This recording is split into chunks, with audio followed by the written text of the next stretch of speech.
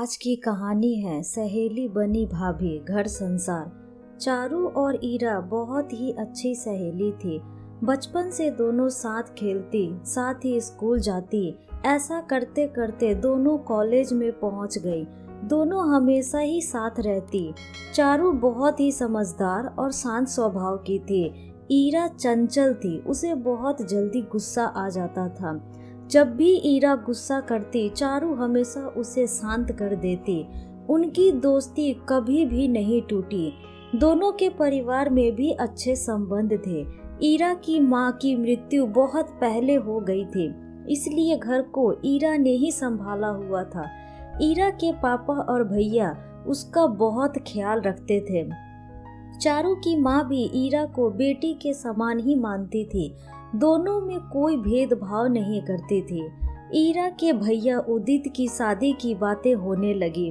तब ईरा ने सोचा कि चारू ही अगर मेरी भाभी बनकर घर आ जाए तो कितना अच्छा रहेगा।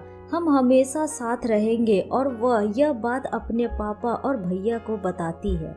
उन्हें भी यह बात अच्छी लगती है। उदित चारू को बचपन से देखते आया था और उसके गुणों को जानता था, इसलिए उसने शादी के लिए हाँ कर दी।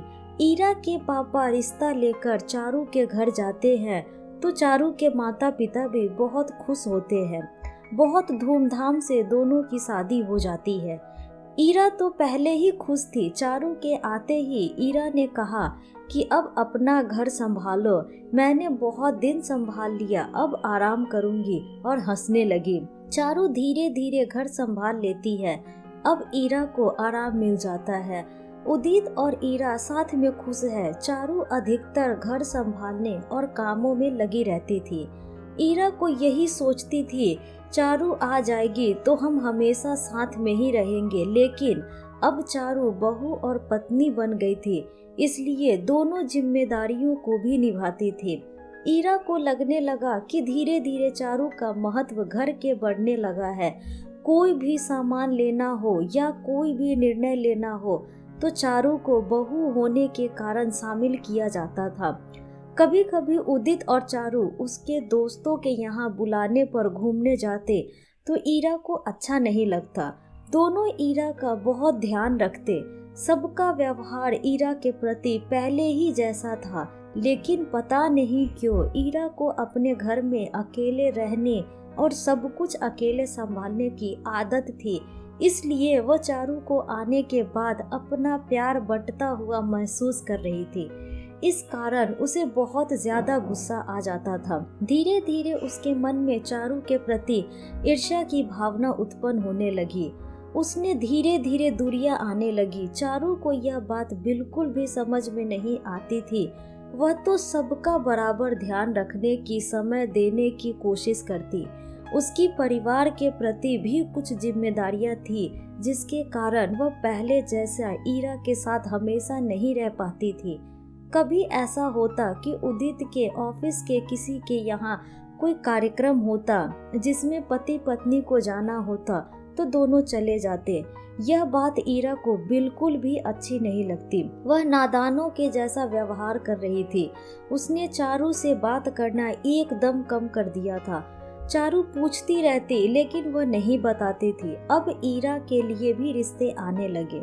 विनय के साथ ईरा का रिश्ता तय हो गया। चारू ने शादी की सारी तैयारियां बहुत ही अच्छे से की और धूमधाम के साथ ईरा और विनय की शादी हो गई। जब ईरा अपने ससुराल पहुंची तो उसने देखा कि वहां उसे कितना महत्व दिया जाता है। उसकी भी ननदें थीं जो हर काम में उसके साथ रहती थी। उसके परिवार के लोग उसकी भी सलाह लेते थे। उसकी नंदें बहुत ही ज्यादा ध्यान रखती थी। उनके मन में कभी भी ईरा के लिए जलन की भावना नहीं आती थी।